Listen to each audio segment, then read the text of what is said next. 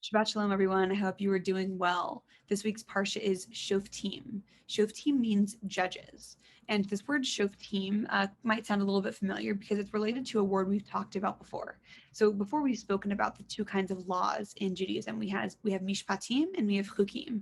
So a mishpat, what kind of law is that? That's the kind of law that we know the explanation for. Like, don't murder. Pretty simple. Don't do it.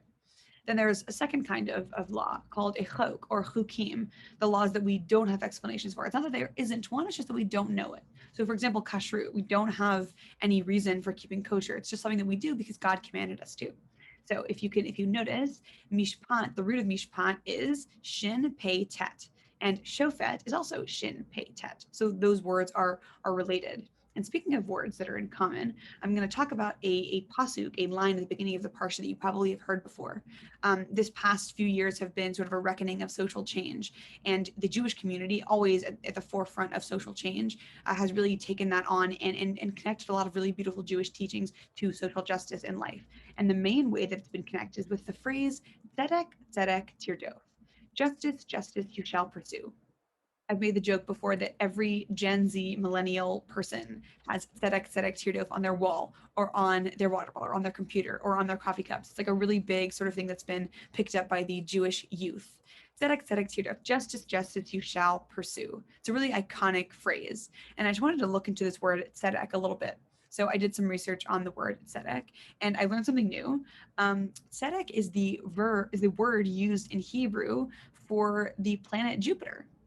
Sedek, like the word Sedek is the planet Jupiter. And I had so many questions about this. So I went into a very deep internet hole. And what I discovered is basically the planet Jupiter, if you are a Greek mythology nerd like I am slash was, Jupiter is named after the Roman god Jupiter, which is also the parallel of Zeus. So Zeus and Jupiter like the same person, just talked about differently in Roman mythology and Greek mythology. So Jupiter is the largest planet, and Zeus was like the largest head god. Okay, so the largest planet is named after the largest head god. Cool, great, that makes sense. But then why in Hebrew is it called Tzedek? And it really is simple. There's nothing more beyond this. Basically, Zeus's thing was being the god of law and order. The god of law and order. And so therefore, when modern Hebrew was deciding what to call their planets, they were like, maybe we should just like do what the Romans and the Greeks did, but like not do it in an avodah zarah way, in an idol worship way. So we're just going to call the concept that these gods represented. We're going to call this planet Tzedek. There you have it. That is it. So just to break down the word tzedek a little bit more, like I said, there are a lot of different words we use for justice, righteousness, mitzvot. There are literally so many. I found like a list of 10. Um, and the main one that we're discussing in this parsha is tzedek, so I'll focus on it. Tzedek, its root is in the word zakah, which is clean or pure. Okay, tzedek, justice, righteousness. It really cannot be translated 100% into English. The closest thing is probably the word righteousness.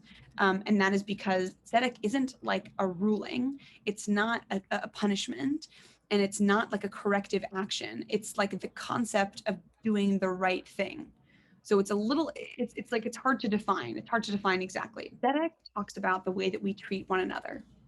And it makes sense that the word tzedek is the root of the word tzedakah, which is like mostly translated as charity, but it's not, because charity has the Latin root of caritas, which is like Christian love of one's fellow. Okay, tzedakah isn't like I am going to out of the love in my heart. I mean, it's not like not out of the love in your heart, but it's not just out of the love in your heart. Tzedakah isn't, out of the love in my heart, I want to give. Tzedakah is you have a moral obligation to the people around you to respect them and to protect them and to be kind to them. It's not like a choice here. It is the right, righteous, just thing to do. So we have tzedek. Tzedakah is like this moral obligation to our fellow people. And this reminds me of something that happens actually later in the Parsha. So we talked about this last year. It's actually one of my favorite things to talk about in this particular Parsha. Basically, there's all these laws and rules in this Parsha. It makes sense, all about laws and things. And at the end, there's this part about what happens if you find a dead body and it's not like in any specific city. Who's to take responsibility for it? So what you're supposed to do is have the elders come to the area where the dead body is. They're supposed to measure how close it is to the nearest city. Whatever city it's closest to, that city's rulers, that city's leaders come out to where the dead body is, and they proclaim, we did not know that this person was going to be killed. We clear ourselves of we wash our hands of his or her blood. And then they perform the ceremony where they slaughter a calf that is not worked in an area like a rough valley where there has not been any sort of tilling or work done there either. What the heck? So much to break down. Okay, so the first thing is, do we really think that the elders have anything to do with this death? No. The Maharal of Prague explains that it's not that we think that the elders killed this person.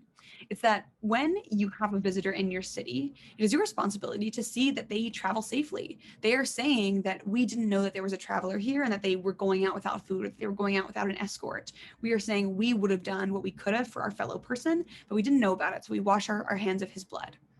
And then the second part with the calf, why? So specifically a calf that has not yet worked. Okay, so this is a calf that has not achieved its potential. It has not like done the things that it was made to do. And then and then to do this in an area that has not been tilled or not been farmed yet. Also, this is land that has not been reached its full potential. So what is this representative of? This is representative of the fact that when a person dies, they are a multitude of lives. Each person has the potential to literally, there are a million worlds within one person. And so when someone dies in a situation like this that is sad, we are upset. We're sad for loss of potential. So we remind ourselves this by killing a calf that has not reached its potential and doing this in an area that has not yet reached its potential. The calf is, once you kill it, it's dead. But the area that is not yet farmed, there's still potential there, and it's kind of beautiful. There's this part like, okay, it's finished in cloth where the calf is dead, but the area of land still can be used for something. So it's not such a depressing sort of thing that we do. And the Maharal of Prague says that when someone does choose to escort a fellow human home, it's not that like there's a mitzvah to do this. There's not. But when God sees someone taking achrayut, taking responsibility, and showing achdut, brotherhood to their fellow human, God is happy, and God spreads an extra shelter of safety over this person. So that's the nice idea. I just want to go back to the beginning of what we talked about. Tzedek, tzedek, tirdo. Okay, why tzedek repeated twice? Why are we saying that twice? There's a lot of different explanations. Some say it's like, oh, the first kind of tzedek is one kind of tzedek, and the second kind of tzedek is another kind of tzedek, whatever. I tend to think that my personal interpretation is that the first kind of tzedek is the kind of tzedek that's like more justice. It's removed, it's the fair thing, it's not emotional, it's just like kind of, this is practical, logistical tzedek.